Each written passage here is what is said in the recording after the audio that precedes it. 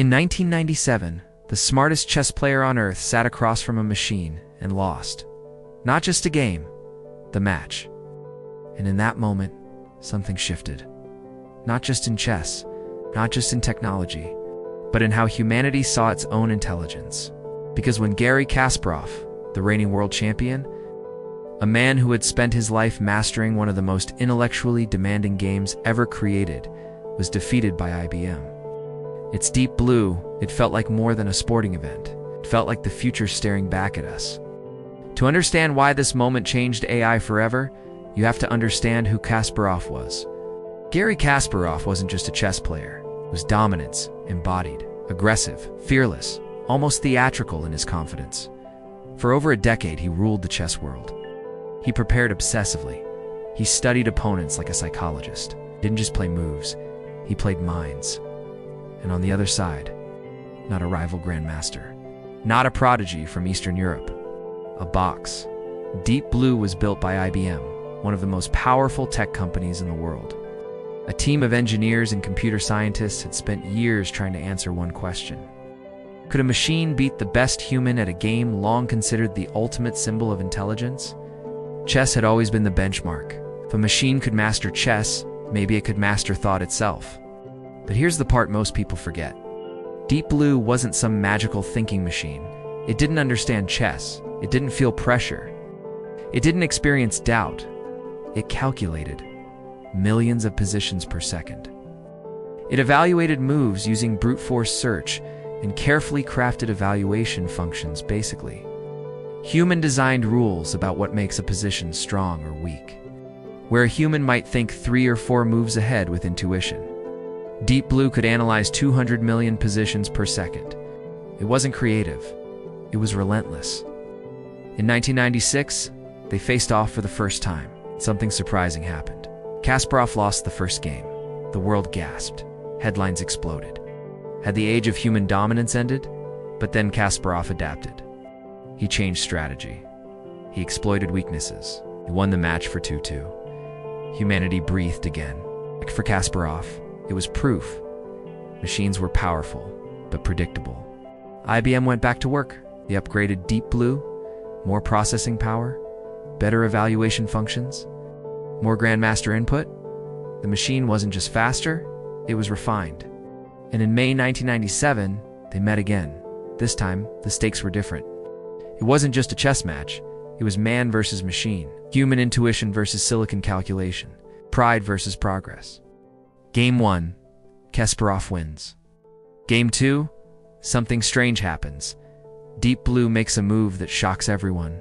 Quiet, almost human-looking move. Subtle, strategic. Not the kind of brute force tactic people expected from a machine. Kasparov freezes.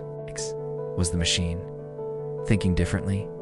In reality, it was a side effect of its evaluation system, possibly even a glitch. But to Kasparov, sitting across the board, it felt like something else. He later said he sensed a new kind of intelligence. Doubt crept in.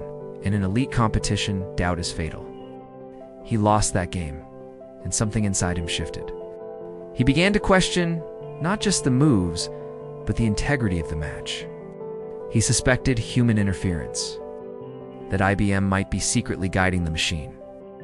There's no evidence that they did. But the psychological damage was done.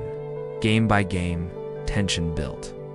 Deep Blue didn't get tired, didn't feel pressure. It didn't care about headlines, it just calculated. And on May 11th, 1997, Deep Blue won the match 3.5 to 2.5. For the first time in history, a reigning world chess champion had been defeated by a computer in a full match. It was symbolic, deeply symbolic, because chess wasn't just a game. It was supposed to be proof of human uniqueness, strategy, creativity, intuition, and yet, brute computational force had crossed the threshold. But here's the twist. Deep Blue didn't lead directly to modern AI. It was, in many ways, a dead end. After the victory, IBM retired the machine. They dismantled it. The specific approach, massive hardware plus handcrafted rules, wasn't scalable to general intelligence. The real revolution came years later. In 2016, Google DeepMind's AlphaGo defeated the world champion in Go, a game far more complex than chess. But AlphaGo didn't rely purely on brute force. It used neural networks. It learned from data. It taught itself by playing millions of games against itself. And that approach, the idea of machines learning patterns rather than being explicitly programmed, became the foundation of modern AI, from AlphaGo to GPT models, recommendation systems. Self-driving cars, the legacy of Deep Blue, isn't that it created today's AI directly. It changed the psychology of the field. Before 1997, beating the world chess champion was a distant dream. After 1997, the question wasn't if machines could surpass us in narrow domains. It was when Deep Blue shattered a myth. The myth that certain intellectual territories were permanently human. And that psychological shift unlocked funding, research, ambition. It told researchers, aim higher. It told companies, invest bigger. It told the world, the ceiling just moved. And maybe the most fascinating part? Kasparov didn't retreat from technology. He evolved with it. Later became an advocate for advanced chess, where humans and machines collaborate. He argued that the future isn't man versus machine, it's man with machine. That's the deeper legacy. Deep Blue wasn't the birth of AI as we know it. It was the moment humanity realized the contest had begun. Today, AI writes, generates art, diagnoses disease, drives cars, and even helps script videos like this one.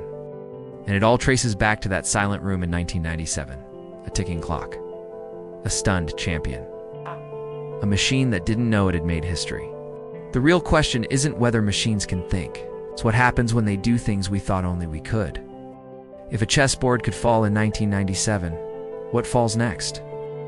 And if you want to explore the next chapter, the moment AI stopped following rules and started teaching, self-watch the video on AlphaGo right here, because that's where the real intelligence revolution begins.